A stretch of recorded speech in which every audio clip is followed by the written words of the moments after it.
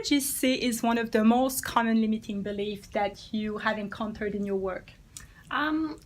There's lots of them, and as you'll know, if you've done this challenge, it's all been about limiting beliefs, has it been? Yeah, so you probably know a lot of them, but I guess one of the most important ones that comes up in sport and performance psychology is that I'm not worthy, I'm not good enough, or I'm unlovable.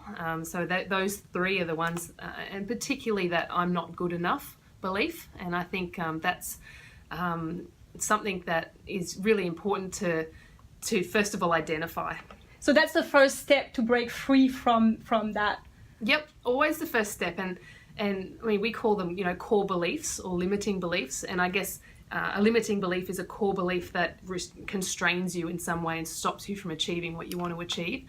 And so I guess the identification of it, talking about it and exploring it, and me asking the right questions, hopefully, that's really important. And then being able to talk about, I mean, because we're all very negative in our mindset, more so as humans, that we can think about all the things that support that. We don't necessarily think about the things that kind of challenge that. So we then help to provide the individual time to think about examples that challenge that belief.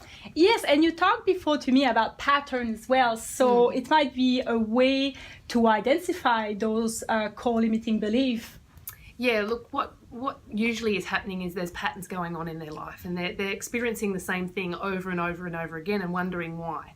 And so a lot of the time then we start to dig into those core beliefs, and we start to realise that their reaction to certain situations is quite, you know, similar in situations where things get hard and they might back off because they feel like they're going to get rejected or whatnot. And so there's these patterns, and we start to talk about human behaviour as being a stimulus and a response, and you know, we either get rewarded for something and we do it more often, or we get punished for something and we start to do it less often.